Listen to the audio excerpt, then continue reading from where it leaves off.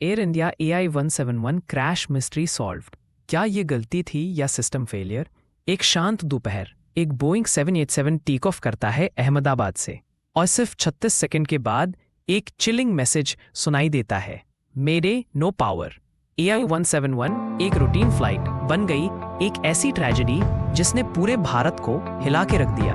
लेकिन अब इस मिस्ट्री का सच सामने आ गया है। चलिए जानते हैं क्या हुआ था उस दिन। क्या क्रैश का रीजन सैबोटाज था या एक गलती जो महंगी पड़ गई? Incident recap. 12 जून 2025 एयर इंडिया फ्लाइट AI-171 ने टेक ऑफ किया अहमदाबाद एयरपोर्ट से 1:33 PM पर। कुछ ही सेकंड में पायलट ने इमरजेंसी सिग्नल भेजा, मेडे नो पावर। ये फ्रेज तब यूज होता है जब एयरक्राफ्ट किसी लाइफ थ्रेटनिंग इमरजेंसी में हो, जैसे कि इंजन फेलियर। क्रैश के बाद दो चीजें सबसे इंपॉर्टेंट होती हैं। फ्लाइट डेटा रिकॉर्डर FDR, जो हर सेकंड का एयरक्राफ्ट डेटा रिकॉर्ड करता है, जैसे speed, height, engine thrust. Cockpit voice recorder CVR, जो पायलट और को पायलट की आखिरी बातें रिकॉर्ड करता है। दोनों ब्लैक बॉक्सेस क्रैश साइट से मिल गए। एक छत पर गिरा था, दूसरा मंगले हुए कॉकपिट से निकाला गया। एनालिसिस स्टार्ट हुआ। Indian AAIB, Boeing, NTSB America और GE इंजन मैन्युफैक्चरर ने मिलकर इन्वेस्टिगेशन शुरू की। अब जानते हैं क्रैश के असली रीजन को, जिसे अब ऑफिशियली आइडेंटिफाई किया गया है। Dual engine flame out due to flap malfunction plus fuel flow issue. आइए समझते हैं इसका मतलब क्या है। फ्लैप एयरक्राफ्ट के विंग्स के नीचे के पार्ट्स जो टेक ऑफ और लैंडिंग के टाइम ड्रैग और लिफ्ट कंट्रोल करते हैं।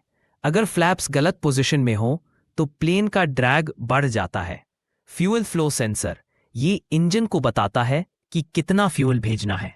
अगर इसमें ग्लिच आए तो इंजन में फ्यूल सही से नहीं पहुंचा और हुआ ये, फ्लैप्स ने ज्यादा ड्रैग क्रिएट किया, इंजन को ज्यादा पावर देनी पड़ती, लेकिन फ्यूल फ्लो सिस्टम फेल हो गई। रिजल्ट, दोनों इंजन्स बंद हो गए। Flame out. Sabotage, rumours versus facts. क्या यह सैबोटाज था? कुछ लोगों ने कहा कि फ्यूल में कंटैमिनेशन था या इंटेंशनली कुछ किया गया था, लेकिन इन्वेस्टिगेशन के अकॉर्डिंग सैबोटाज के कोई साइंस नहीं मिले। फ्यूल कंटैमिनेशन थ्योरी भी रिजेक्ट हो गई।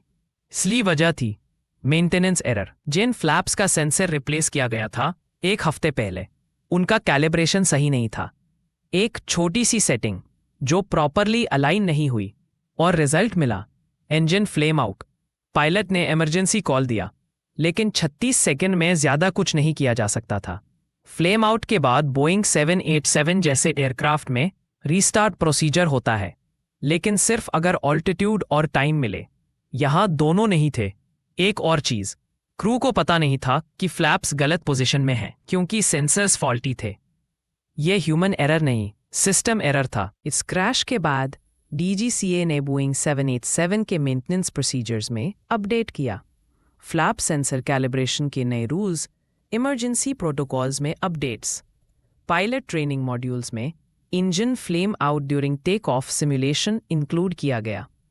ये स्टेप्स इंश्योर करते हैं कि ऐसी ट्रेजेडी दोबारा ना हो। तो दोस्तों, AI-171 क्रैश का मिस्ट्री सॉल्व हो गया है। सैबोटाज नहीं, एक छोटी सी टेक्निकल ग्लिच थी, जिसका रिजल्ट एक बड़ी ट्रेजेडी बन गया। इससे एक ही सीख मिलती है, एविएशन में हर छोटी डिटेल मैटर करती है। और अगर आपको लगा कि ये वीडियो इन्फॉर्मेटिव था तो लाइक ज़रूर करें और कमेंट करके बताएं क्या आपको और ऐसे टेक्निकल एक्सप्लेनर वीडियोस चाहिए। मैं हूं AI स्टोरी टेलर। मिलते हैं नेक्स्ट वीडियो में एक नए सच के साथ।